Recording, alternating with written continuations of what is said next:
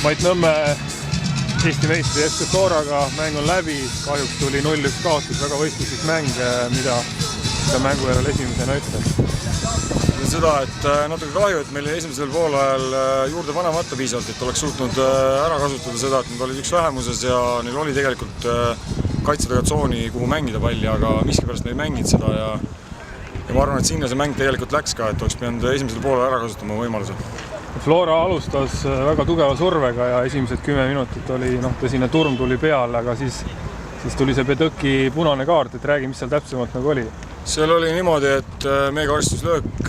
läksin palli peale, samal ajal hüppasime värava kõhus kokku, maandusime maha ja ta üritas mulle siis jalaga näkku lõi samal ajal. Õnneks kohtunik nägi seda reaktsiooni, mina sain küll pea eest kollase kaardiga, tema siis sai punase, et väga õigustatud. Ma sain viimasel hetkel pea eest ära. Seal oli veel Flora survet 10-15 minutit, aga siis poole kuskil keskel hakkas ka Paide vähekene mängu sisse saama, et mis seal nüüd esimene poolek puudu jäi, et seal oli jube palju suluseise, et mis sina nagu silm nägi? No eks me peame hoolikamalt neid rünnakuid lõpetama, et suluseisud, et kui sa oled ikka tõesti üksinda ääres ja sa näed, et see kaitsemees on ka täiesti üksi, et tõmba see 2 sammu tagasi ja eks me olime lohakad ja nagu ma ütlesin, et oleks pidanud 30% vähemalt juurde panema, et me oleks suutnud selle olukorra ära kasutada, kus meil ise surve peale saime neile, et kahju, väga kahju. Et täna vist võib kindlasti öelda, et oli nii Kõllist kui Dickenbergist kõvasti puudus. Jah, esimesel poolel ei saanud palli ette pidama, et Dickenberg,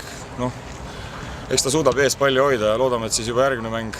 on ta ees ja saame natuke paremini lahendada, aga meil jäi tervelt meeskonnalt ikkagi puudu rünnakul ja teisel poolel panime küll juurde, aga ei päästnud, et Flora samamoodi pingutas lõpuni ja oleks pidanud esimesel poolel selle mängu ära lahendama ikka.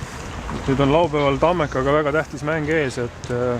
kuidas selle mängu suunas nüüd pärast sellist valusat kaotust? Eks tuleb,